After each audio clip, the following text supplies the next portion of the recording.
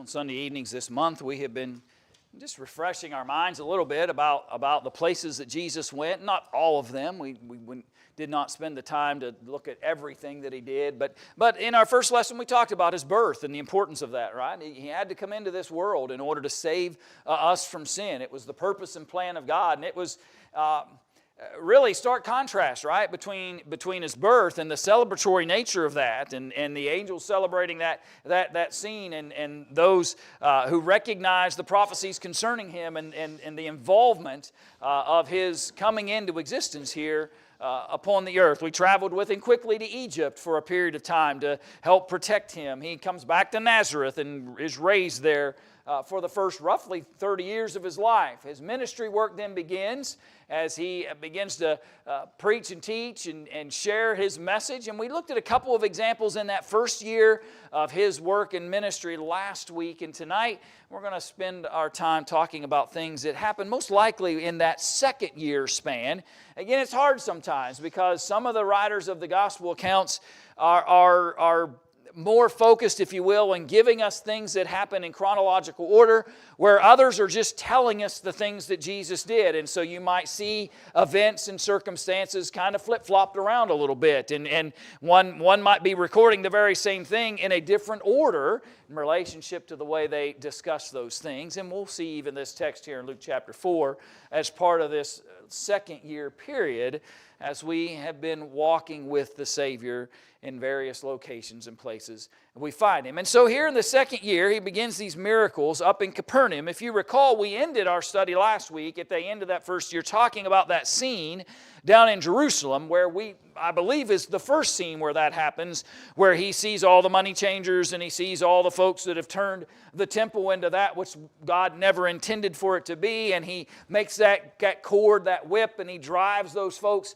out of there. Well, then generally he would return back into Capernaum area up around the Sea of Galilee and do various things and then make trips back to Jerusalem, which we'll ultimately see at the conclusion of our series. So let's follow him here for a minute here in Capernaum and look here at this scene that unfolds in Luke chapter 4 that John just read for us a moment ago. It was interesting that you'll see Jesus, you'll see the Apostle Paul, you'll see others at times, you'll see them experiencing situations that happen in the synagogue. If you're going to go and take the gospel to the Jew first, where are they going to be, right? They're going to be in the synagogue. If you're in Jerusalem, they're going to be at the temple. If you're in some other city, they're going to be in the synagogues. And so you're beginning this work and ministry that you're having, and you're taking this information to the people. And here's a scene that unfolds where in the synagogue there was a man who had a spirit of an unclean demon, and he cried out with a loud voice. Now, I don't want you to miss the simplicity in some ways of the disruption that would be, right? And the synagogue was a place for them to gather and to learn and to honor God and to appreciate God's purposes. And here's this man with an unclean spirit, and he's a disruptive source. Because when he's there, he'll cry out with a loud voice, and I'm sure that he most often had that synagogue setting pretty distracted. In fact, he would even cry out, "Let us alone, what have we to do with you," in relationship to Jesus of Nazareth. The second part I want you and I to see is simply this, that even this man with the unclean spirit recognized who Jesus was. It's always been fascinating to me that obviously the demons it's a challenging subject within itself in some ways, but even the demons that were prevalent, if you will, during that time period, very quickly at times recognized exactly who Jesus was. And that's significant, I think, as we move forward here. They even asked the question, "Do you come to destroy us? I know who you are, the Holy One of God." The demons recognize things about Jesus that even those followers of Jesus don't recognize initially. Even Jesus' disciples need more time than these demons did to appreciate who he was and their declaration of who he was. And yet he rebukes him, verse 35, saying, "Be quiet and come out of him." And when the demon had thrown him in their midst, it came out, speaking of the man he had been possessing, came out and did not hurt him. Then they were all amazed and spoke among themselves, saying, "Oh, what a word this is, for with authority and power he commands the unclean spirits, and they come out." Here's what I want you and I to know. Second year of his ministry, right? The first miracle we looked at, right? In that early time period where he turns the water into wine there at Cana. It's an initial introduction of the power that Jesus has. It's an initial understanding that this man is different, right? Even though it was hurried along a little bit by the efforts of his mother, Jesus appears in that scene to not really be ready to set out on miracles, and yet she compels him and basically tells the servants, as you recall, to bring the water pots, and they do whatever he tells you. And that miracle initiates our understanding of some of the power that Jesus would have. And every step of the way, as you see Jesus perform various miracles, you'll see elements of his power being revealed. And in this moment, here's what I want us to simply say. Who do the demons answer to? In the mind of them and us, for that matter, and they would answer to Satan, right? That's who they're from. In that imagery. And my point simply is this. He is beginning to demonstrate his power and authority over Satan and the things that are connected to him. That's going to be important, because he's going to win the ultimate victory over Satan, which is death. The greatest power Satan has held in his possession from the days of Adam and Eve. Think about that. What does the serpent do when he beguiles Eve and then she convinces Adam? And all of the calamity that gets set forth and put in motion by that subtlety of Satan and his convincing of Adam and Eve to transgress God's will, they set forth death, right? Both physical and spiritual death have been in the hands of Satan since the days of Adam and Eve, and it's not answered. That challenge is not answered until Jesus raises from the dead. It's the resurrection of Jesus that puts Satan on notice that you no longer have power over death. And that's why Paul writes, "Death, where is thy sting? Death, where is thy victory?" Right? Jesus is demonstrating in this second year of his work, he begins to illustrate to folks, my power is bigger than you think. I don't only have the ability to perform these interesting moments of water into wine, or maybe a lame man can now walk, and things that you can visibly see. But I even have power over the unclean spirits. I can deal with Satan directly. And he demonstrates that with great amazement before that audience. You skip down, he doesn't take long to kind of move forward into the next miracle in the process. He rises from the synagogue again there after the report goes out in verse 37 into every place in the surrounding region. And pause there for a moment. Think about the fact that in Jesus' earliest work and in the ministry and work that he's doing in these early years, every time he did something, somebody went and told about it, right? And he doesn't necessarily have to go to the next town and tell them who he is or the power that he has, or even have to perform a miracle there. Before Jesus would ever arrive at the next village, they'd already know who he was. Because the people who had witnessed the miracle here at Capernaum would run to the next town and they would be telling people what was going on. And that's happening. He rises up from the synagogue in verse 38 and he enters into Simon's house. But Simon's wife's mother, Peter's mother-in-law, was sick with a high fever, and they made request of him concerning her. So he stood over her and rebuked the fever, and it left her, and immediately she arose and served them. It's interesting here when you think about this kind of immediate succession of miracles that Jesus performs. One is to demonstrate a much greater power in the ability to control Satan himself and those who would answer to him. But yet here's also a miracle that demonstrates his power over life, right? Here's Peter's mother-in-law sick, and Jesus is able to heal her in such a way that she immediately rises and begins to serve those who have been gathered in her house. My point, friends, that I always want us to appreciate when it comes to that, when Jesus performed a miracle, he performed a miracle. When people are healed by the hands of Jesus, they are healed. They stand immediately on their feet, or they are well, I almost said immediately able to see. One guy had to go wash in the pool of Siloam, if you recall. I'll backpedal from that a little bit. But you understand the point that I'm making. When Jesus has the ability and power, there had been many sorcerers that they had seen, by the way. They had the magicians of their day, right? They had folks that had done tricks and things, and they would stand in the very marketplaces, and they would do illusions and things that would con people into thinking that they had abilities and powers. Even in the days of Moses, if you recall, there were men of Egypt who were sorcerers of Pharaoh who tried to mimic and demonstrate that they had even a greater power than the God of Moses. But there's no mistaking the legitimate power of what Jesus is doing. And in these early miracles that Jesus is performing, whether it be the unclean spirits, whether it be the sickness of Peter's mother-in-law, or whether it be that wedding feast, every step of the way, Jesus is demonstrating His ability and power. But let's follow Him back down to Jerusalem. Lots of things happen, by the way, up and around the Sea of Galilee. We're not dealing with all of those events and circumstances. We're kind of highlighting as we walk together. But ultimately, He returns back to Jerusalem, and generally when Jesus does that, in fact, all the time when Jesus does that, it's connected to the feast days. That's important, by the way, because he's a Jew. He's a Jewish young man who's honoring the law, because he's yet to die and be the testator that would change that law and bring that new will and testament into effect. That hasn't occurred, so he's honoring it and lives by it. Verse 1 of John chapter 5.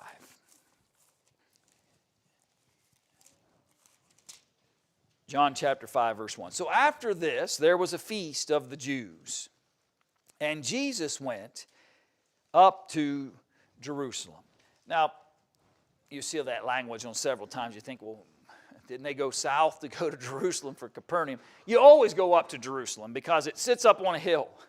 And so no matter whether you came from the north, south, east, or west, you always go up to it by the time you arrive there. And so he goes at the feast here and spends some time again at the Jewish feast. Verse 2, now there is in Jerusalem by the sheep gate a pool, which is called in Hebrew Bethesda, having 5 porches.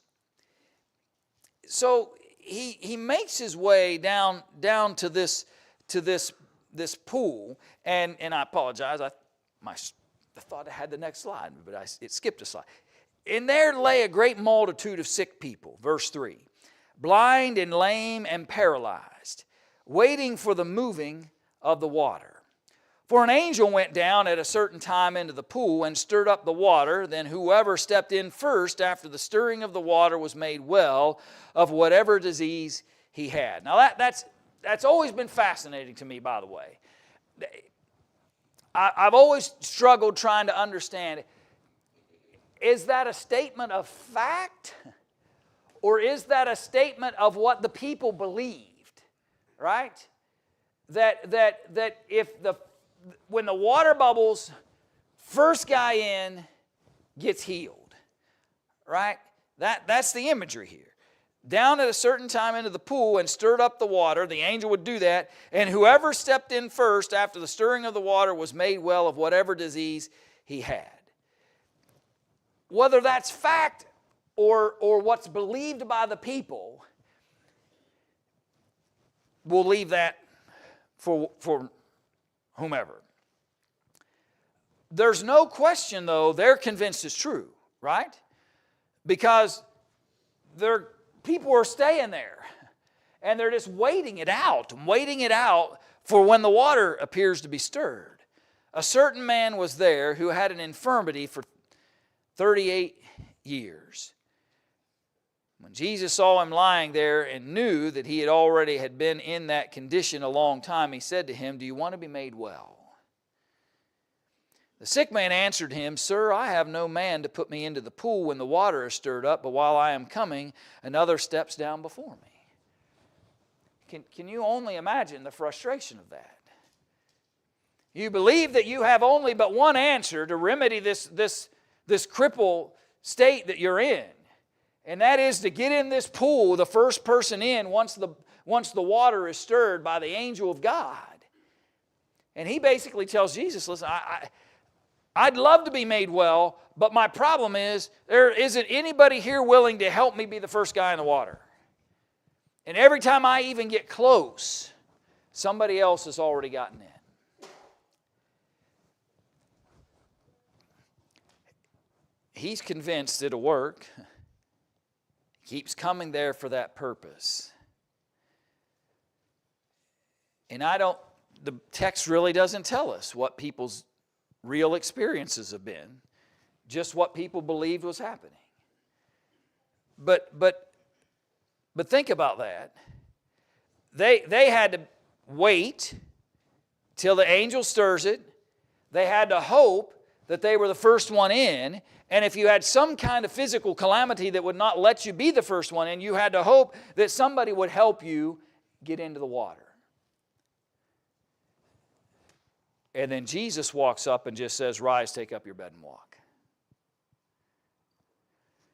That's the difference between the power that Jesus has and this belief that these miracles have been being performed in the water. Again, I'm not saying they weren't, by the way. I'm just saying I struggle understanding whether this was a belief they had about what was going on in that water or whether it was legit. But either way, you still see the superiority of Jesus. They had all these factors that had to occur. They had to have the patience, the effort, the energy. Jesus just said it, rise up, take up your bed, and walk. And immediately, no help needed to get down into the water, no needing to wait for it to be stirred, none of that. Not having to be the first one in. Immediately the man was made well and took up his bed and walked, and that day was the Sabbath. By the way, take note of that. We may not spend a lot of time in that idea, but that becomes a thorn in Jesus' side as it relates to the kinds of accusations the Pharisees and others would make against him. They could never find anything wrong with what he did. They always seemed to find something wrong with when he did it or who he did it for. And that's going to start happening here as well. He heals this man here at the pool of Bethesda, a place that potentially people had witnessed, isolated scenes where people may have been being healed, but never had they seen one who could just walk up to a man that for 38 years, and everybody knew it, for who knows how long they'd witnessed this man sitting here by the pool of Bethesda.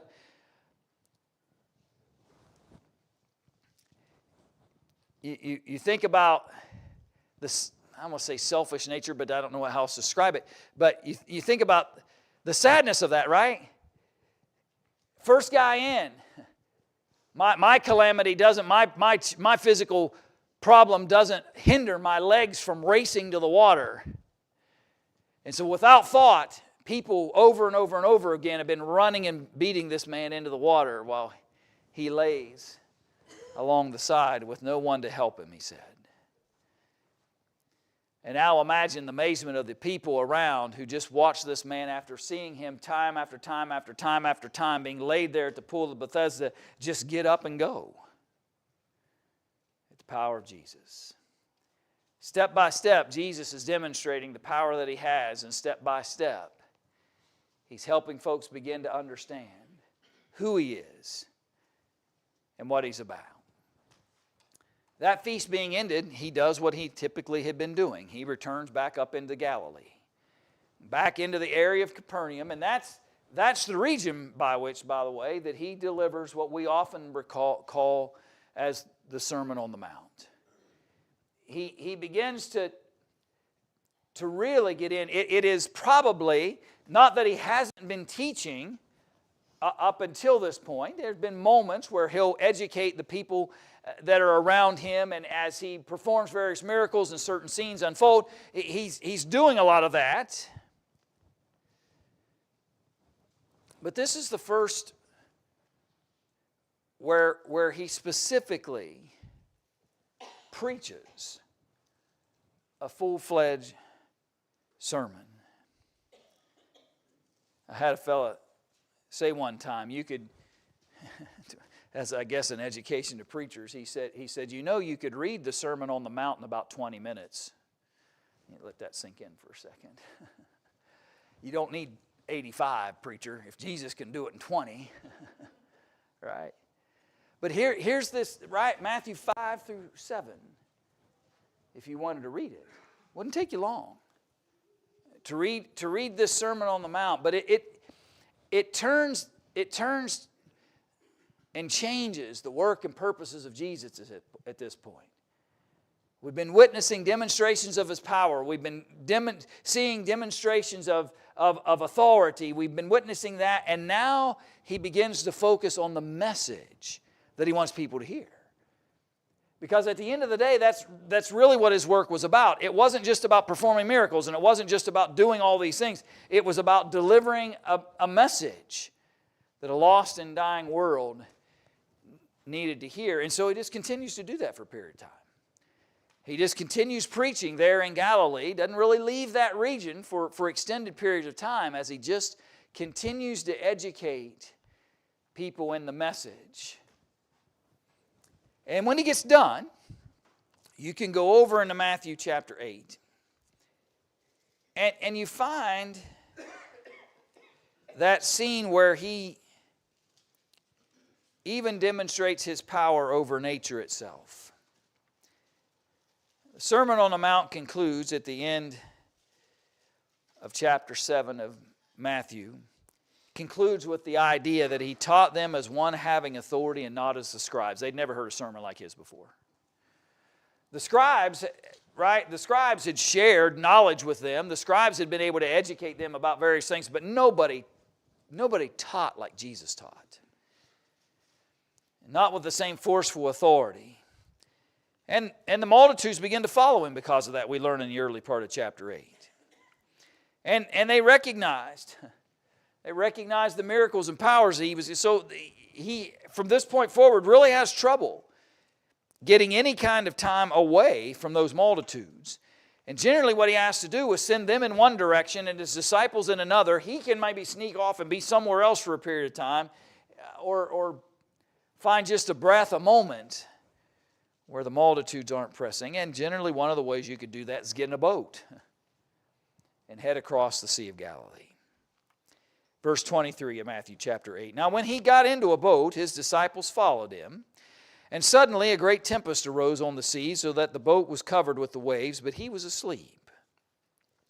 Then His disciples came to Him and awoke and Him, saying, Lord, save us, we are perishing. It's interesting, there are other narratives that share with us the idea that His disciples maybe had more of the idea that, do you not care that we're perishing, right?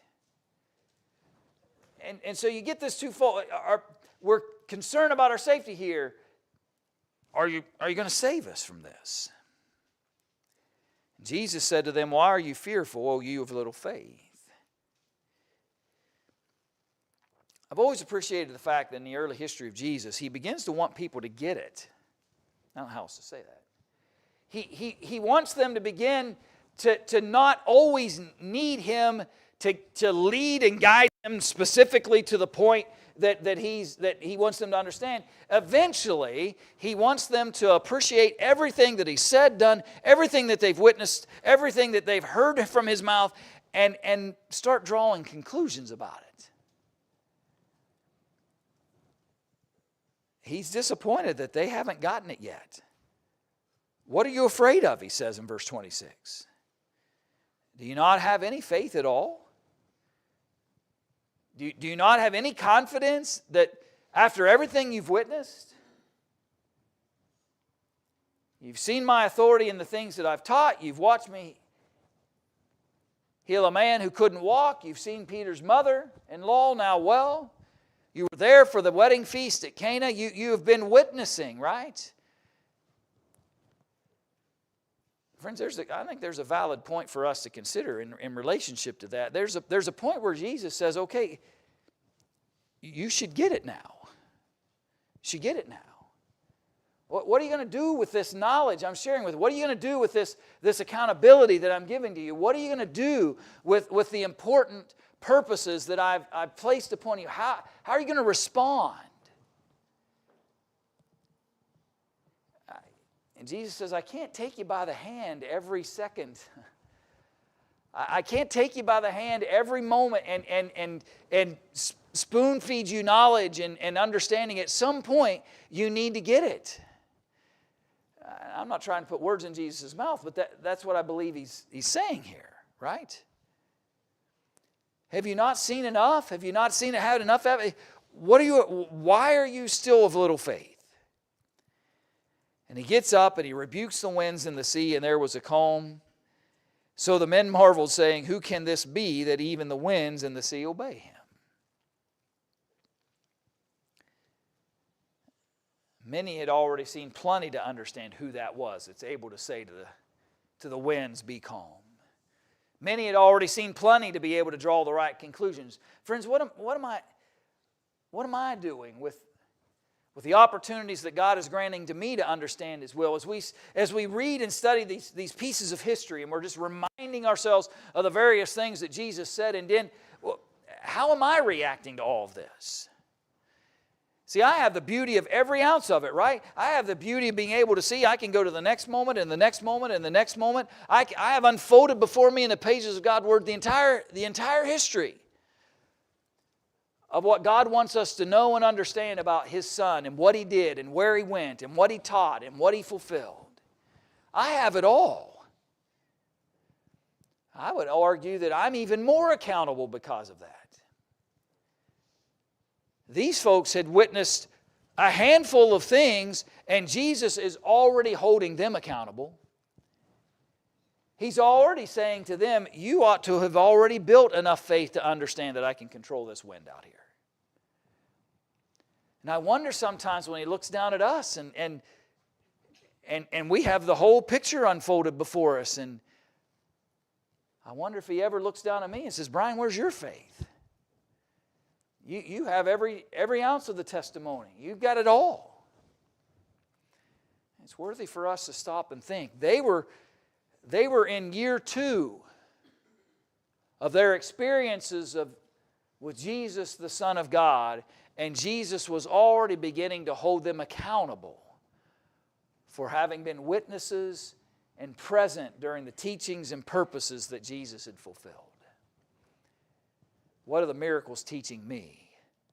What is the message of Jesus sharing with me? So He calms the sea and they finish their trip on to the other side.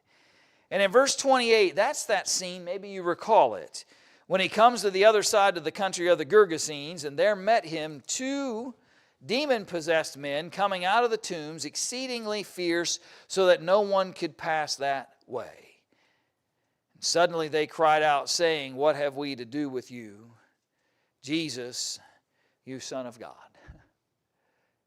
It's interesting. We encountered that first unclean spirit, right? What did they say about Jesus? Oh, have you come to hurt us here, Jesus of Nazareth? We know who you are. Now here's another encounter, similar. They knew exactly who it was. Have you come here to torment us before the time? I've always found that fascinating, by the way, that they apparently understood that their time was limited.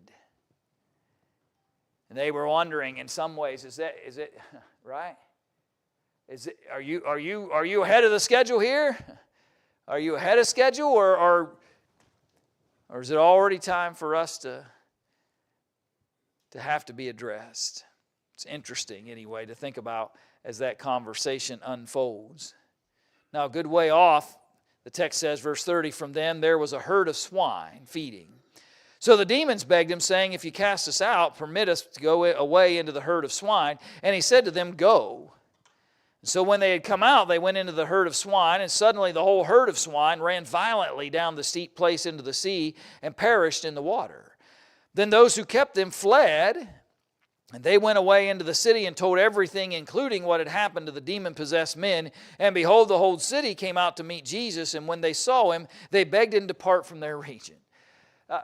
I've always again, this account has always fascinated me in a lot of different ways. But it's interesting, right? They've got a choice to make. We can recognize the power of a man who can take unclean spirits and send them straight into swine. Maybe we ought to listen to him, right? He had the ability and power that they'd never seen like before, where a guy could take demon and send them into a herd of swine. But they're afraid that he'll send more demons into other herds of swines, and they just assume him go to the next town. Right? They don't want him around. Because all they could think about is the loss of another herd or another flock, or where will he send the next set. And they miss it. They're in the region of the Gergesenes. He's trying. He's trying to get folks to understand and to appreciate the work that he's attempting to fulfill. And he's trying to get them to know and to recognize the power that he has and the authority that he has. And people just, even his own disciples, at the year 2, still aren't getting it. Still not appreciating the fullness of what Jesus is trying to accomplish. I hope as you recall these accounts and you rewalk the paths and the places Jesus went, that you're beginning to feel the frustration Jesus must have been experiencing. Because he's just trying to get people to realize who he is. And every step of the way, people misunderstand, or they refuse to see, or they don't want to listen, or they'll not build any real personal convictions about what they've been experiencing with him. And it's amazing that how frustrated Jesus appears and is as he's just trying to get the world to know that the Son of God is walking among them. Year 3, Lord willing, next Sunday. And then we'll wrap this series up at the end of the month by spending one night just talking about those last 7 days. It's amazing how much of the history of Jesus really is wrapped up in those last 7 days. And that'll be the pattern for the remainder of our series as we've been refreshing our minds about the places and the things that Jesus did and encountered. If you're subject to the gospel in some way tonight, can we help you to let him into your life? Not like so many of those folks that we're seeing here that just want him to go away for fear of what next miracle might cost them, but really embrace what Jesus is trying to share and teach and encourage people to know about him. And if that's you, if you're ready to let him in, if you're ready to let him guide and lead, and you're ready to build your faith and conviction in him, if you need to start that today, or if you need to return to that passion today, how can we help? Can we strengthen you in some way to appreciate what God has done through his Son, and let all of the testimony of Jesus guide us to know that he can save? And if we could encourage you tonight, won't you come as we stand and as we sing?